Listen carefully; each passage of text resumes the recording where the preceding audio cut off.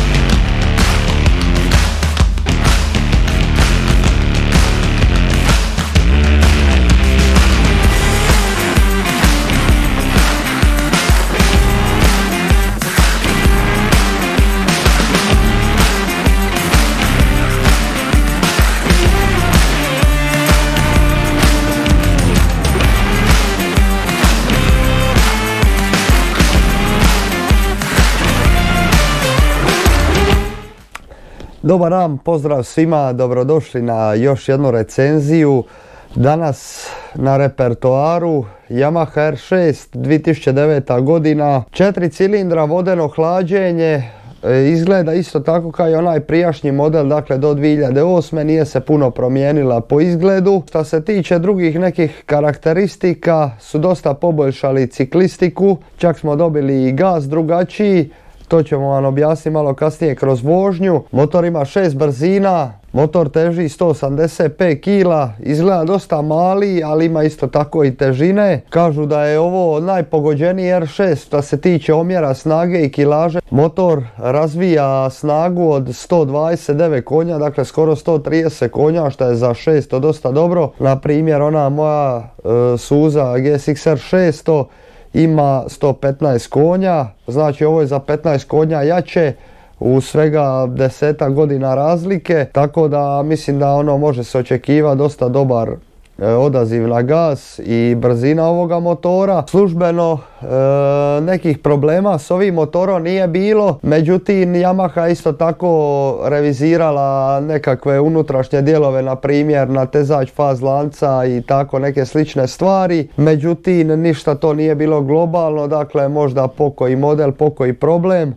Ono što znam da ovaj motor ima jako loše, to su dakle lulice, bobine, kako god hoćete, što se idu na svječicu, jako loše brtve i masu ljudi kao opere ovaj motor na samoposlušnoj praoni, kaže ne radi mi jedan cilindar, nešto ne valja, vrlo lako uđe voda unutra, znači ne znam kako su to napravili, malo šabavo, ali eto to mi je jedna zanimljivost bila.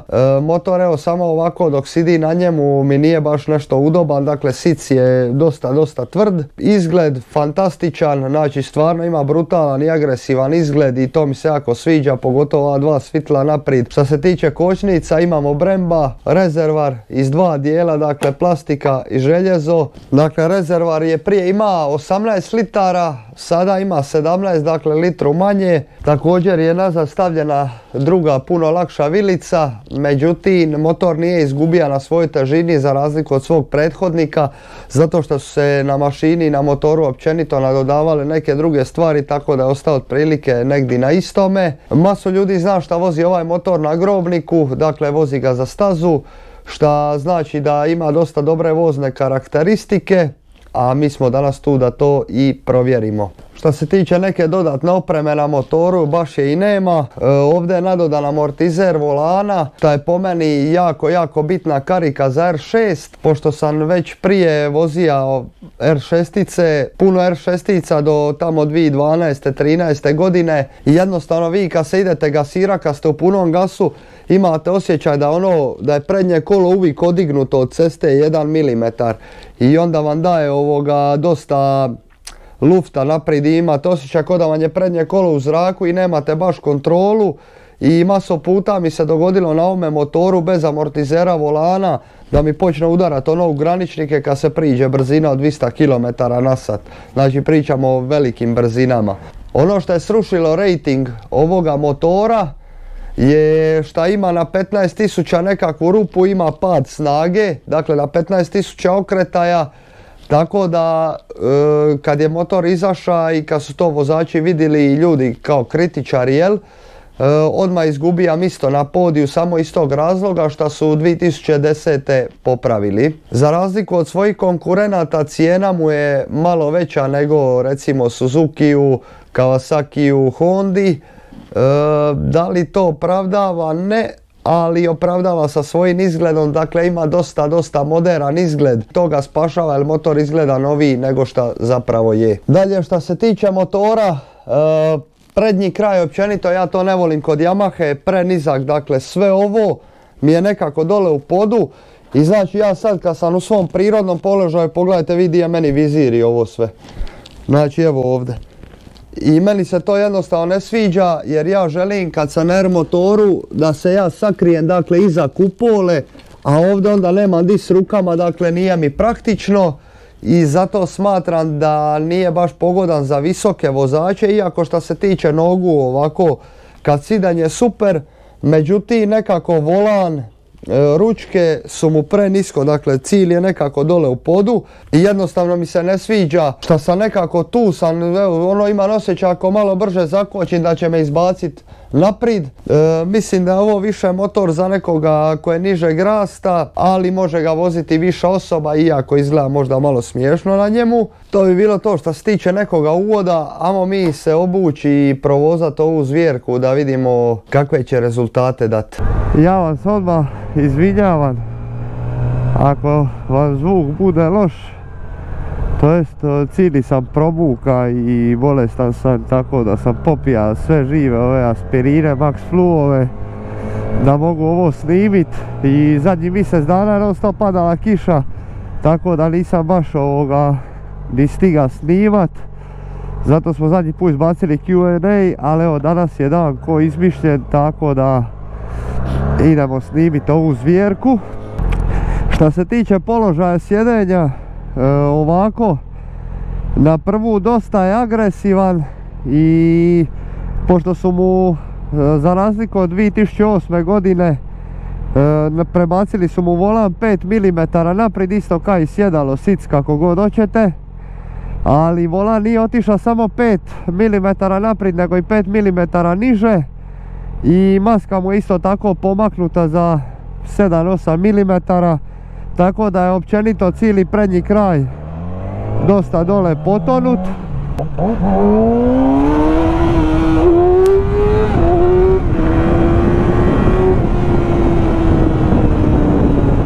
Ono što su produžili je hod vilice i samim time se dobilo na većem propadanju, dakle kod kočenja. Ovdje smo dobili još jednu stvar na ovome modelu, to je wire throttle, dakle ne postoji više niti jedan mehanički dio između ručke gasa i onih klapnih leptira, kako god hoćete, što se nalaze na usisima. Sad to radi senzor koji javlja dole radilici bla bla, da vam sad ne dulji ni komplicirano je to sad za objasniti kad ne vidite o čemu pričam. Uglavnom to je dalo dosta linearniji pokret rukom i puno bolje kad se vozite malo brže.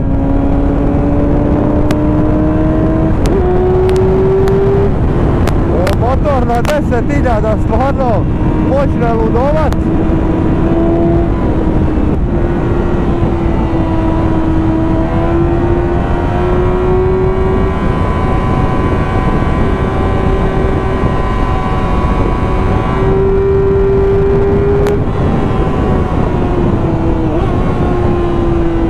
To sam tako reći i pretpostavija da će motor nakon 10.000 biti puno agresivniji i dobit će ko neko malo ubrzanje iz razloga što je dobija kao progresivni usis koji se na 10.000 okretaja taj usis se produži i usisi postaju duži i samim time dobija puno više zraka motor u tom trenutku i to se događa na 10.000 okretaja.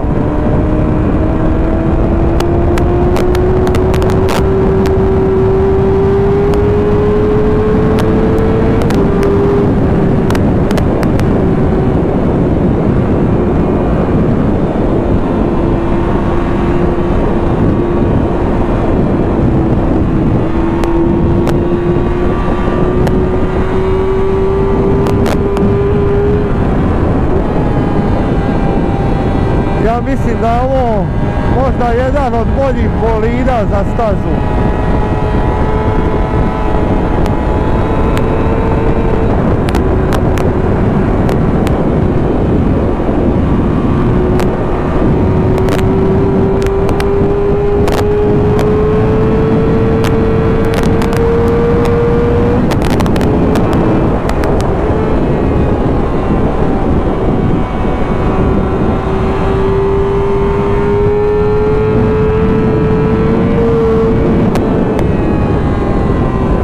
Motor isto tako zbog tih usisa nakon 10.000 okretaja postane jako bučan, znači iza uspuha mu ne izlazi nikakav zvuk. Ovo sve što čujete vam dolazi ovdje od mašine i od usisa.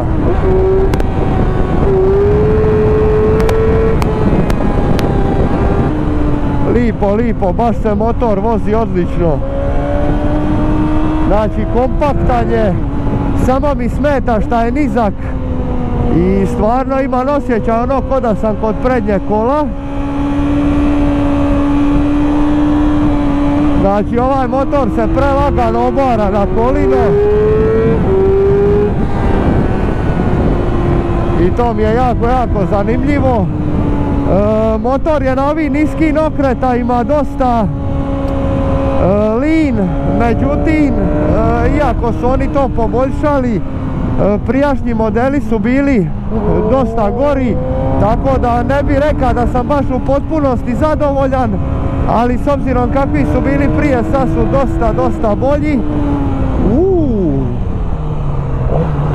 Kako dobre kočnice ima motor, ja se uvijek iznenadim.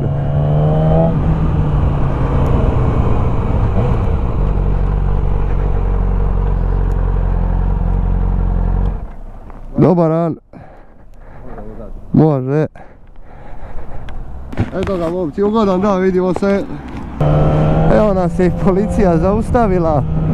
Zato što su sad u zadnje vrijeme su stvarno počeli gledat za ove atestirane auspuhe i to. I mislim, briga njih ko njih, nego to su naređenja iz visoka. Tako da eto, nećemo ih zamjeriti, bili su pristojni, samo me pita prometnu vozač. Non stop ste u borbenom položaju, sad za otići negdje na put malo dalje se vozit nije baš kompaktan za to. Tako da po svim ovim karakteristikama i dimenzijama vrlo je jasno za koga je napravljen ovaj motor i za koju namjenu. Misli na trkaću stazu, je?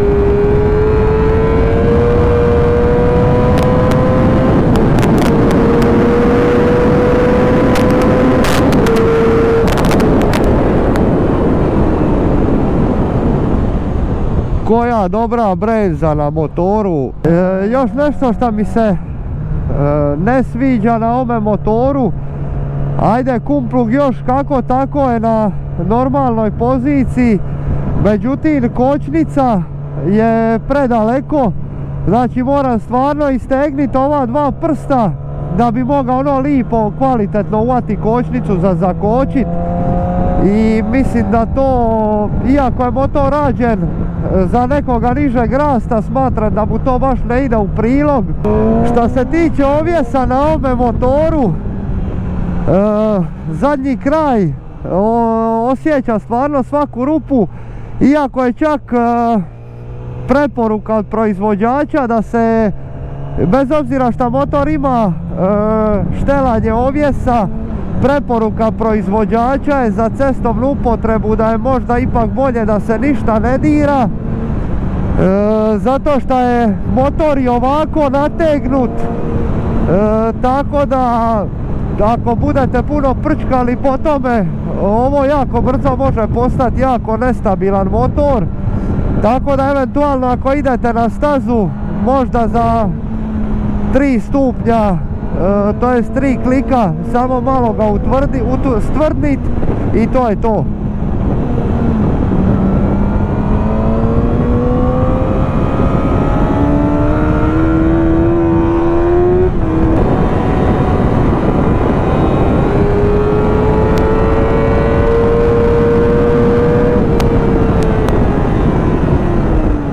Što se tiče prednjeg kraja, samim time što su podigli sjedalo vozača za 3 cm, znači sad ima 85 cm, za razliku od konkurenata koji imaju 82 i cijeli prednji kraj spušten, imate doslovno osjećaj ko da tokom vožnje držite prednju osovinu u rukama, što vam daje stvarno dobar osjećaj i ono, možete stvarno u bilo kojem trenutku pod bilo kojim kutem okreniti volan i samim time što su ga spustili, negativna strana toga je što je jako naporan za vozit za ljude koji nemaju duge ruke, a nije napravljen za visoke ljude. I zato što jednostavno visoki čovjek na ovome motoru izgleda jako nezgrapno, međutim kad voliš R motore onda se prilagodiš, šta ćeš, nemaš nekog baš izbora. Čak za nekoga ko gleda 600 kubika, a nije prije toga ništa vozija i želi vozi R motore, dosta dobra preporuka, zato što vas motor neće iznenaditi i ovaj motor prašta greške, znači toliko je vozan i lagan za upravljat da bez obzira ako u zavoj uđete malo preoštro ili krivo, imate prilike to ispraviti, šta se recimo ne može reći za Kavu, za Suzukija. Zaštita od vitra je na ovom motoru katastrofalna, pogotovo za više vozače, jer se nemate di sakrit. Znači ako se želite sakriti za ovoga vizira, ono morate biti 5. level joge da bi uspjeli to izvest. Nepalski san je doći u Split i vozi glovu.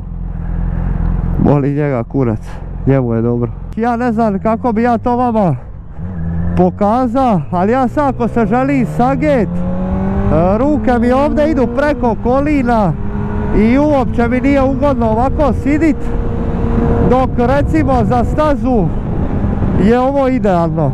I masu ljudi šta i znam voze ovaj motor na stazi, prvo zato što ima 88 dodatnih komponenata, dakle za natjecanje, drugo vozne karakteristike, dakle napravljenje baš kao trkaći motor i za natjecanje, tako da što se toga tiče mislim da je to pun pogodak. Dakle zbog tog visokog sjedišta od 85 cm položaj nogu je dosta dobar čak i za visoke ljude kao što sam ja.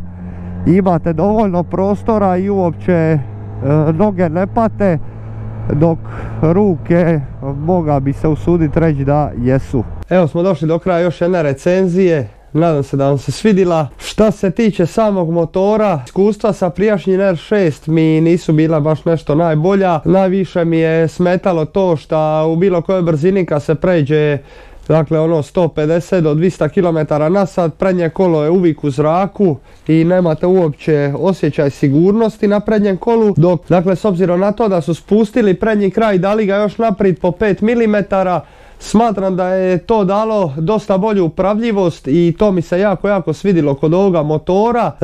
Nisam baš nešto bio zadovoljan s onim mid-range, dakle sredina okreta i niskim okretajima. Nemojte suditi ovaj motor po tome, neće vas puno iznenaditi, dakle da će vas dizati na zadnje kolo i tako neke stvari. Nakon što prođete 10-11 tisuća okreta, motor će postati jako divlji. Neke pozitivne strane, upravljivost, stabilnost na kočenju, znači očekivao sam da će se pri naglom kočenju da će se digniti, međutim to uopće nisam dočeka i samo to vam govori dakle koliko je motor dobro izbalansiran i koliko su se poboljšali s obzirom na prijašnje modele. Dizajn, mislim da o tome uopće nema pogovora, znači motor izgleda stvarno divlje, agresivno, bez obzira što je ovo klavijatura Yamaha, synthesizer, bubnjevi, klarinet, kako god hoćete. Mislim da je ovo stvarno pun pogodak što se tiče šestotice. Ono što me ne privlači kod ovog motora je njegova cijena, znači polovna cijena je 5,5-6 tisuća eura, što je po meni malo previše, međutim stvarno među svojim konkurentima drži najveću cijenu. Mane bi bile, dakle nema tvornički amortizer volana, to mi je jako velika greška i ne znam šta su uopće čekali i zašto to nije dano u serijsku proizvodnju. Mana mi je također nizak prednji kraj, šta loše utječe na visokog vozača. Znači, ukoliko nemate double bubble vizir, vožnja je jako neugodna jer cijeli vitar dobijate u prsa. Sve u svemu, kad se sve zbroji i oduzme, ja bi ovom motoru da jednu sigurnu 9, znači stvarno me iznenadija. Možete misliti koliko je dobro napravljen kad je čak i 8 godina nakon, dakle čini mi se do 2016. zadrža 95% svojih performansa, znači nisu uopće uvedene neke veće izmjene. Samim time nam to govori da je motor jako dobro napravljen. Isto tako savjet onima ako gledaju motor za stazu, ovo je dosta dobar motor. To bi bilo to za danas. Lajkajte, šerajte, subscribeajte i vidimo se sljedeći put.